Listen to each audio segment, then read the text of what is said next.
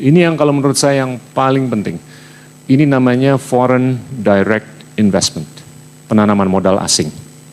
Nah, kita lihat, mungkin bisa maju ke halaman 5 atau 6. Coba 5, 6.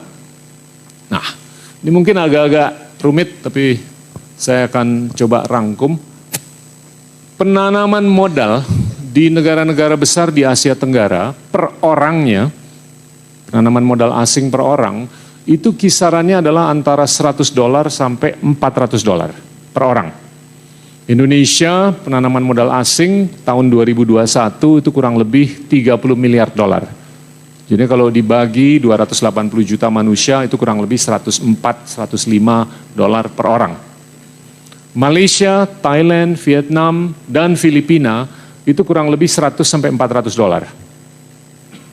Di Singapura, penanaman modal per orangnya $19.000.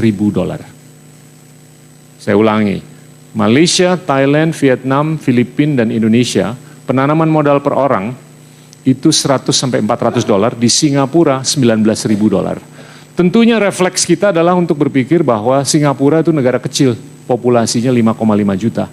Tapi saya ingin memberikan informasi bahwa di tahun 2021, penanaman modal asing yang masuk ke Singapura itu $105 miliar. Sedangkan penanaman modal asing terbesar nomor 2 di Asia Tenggara itu adalah yang masuk ke Indonesia yang angkanya hanya $30 miliar. Jadi argumen negara kecil itu nggak laku. Nah, banyak orang di dunia berpikir bahwa penanaman modal itu berkorelasi dengan keindahan negara, berkorelasi dengan ideologi negara, berkorelasi dengan geografi negara, berkorelasi dengan apakah negara itu memiliki sumber daya alam, sumber daya manusia, dan lain-lain. Tapi akhir-akhir ini saya berhipotesa bahwasanya variabel utama untuk gimana negara itu bisa menjadi destinasi penanaman modal asing adalah penegakan hukum.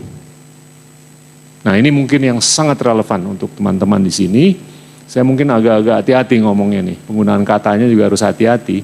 Tapi ini relevan untuk anak dan cucu kita kalau kita benar-benar mau mengembangkan ekonomi kita agar kita bukan hanya bisa meningkatkan kesejahteraan, tapi kita juga bisa meningkatkan kapasitas untuk mengedistribusi kesejahteraan. Nah, kita melihat bahwa di Singapura itu mereka konsisten bisa menegakkan hukum. Orang itu nggak peduli naruh di Singapura duitnya, walaupun suku bunganya kecil. Tapi nggak tahu gimana psikologi mereka dari seluruh dunia, itu mereka merasa aman dan certain.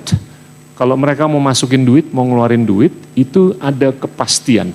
Nah, ini mungkin persepsi yang harus kita ubah agar Indonesia dalam kapasitas atau konteks penarikan modal asing per orang per tahun itu bisa ditingkatkan dari $100, syukur-syukur ke 200, 300, 400, 500 ke $1.000.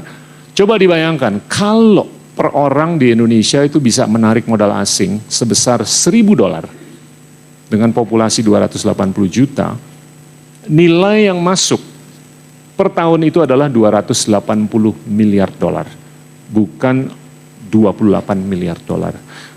Perbedaannya adalah antara $28 miliar dengan $280 miliar. $280 miliar itu sangat bisa diberdayakan untuk kepentingan kita, membangun perekonomian kita secara berkesinambungan, secara inklusif, secara komprehensif.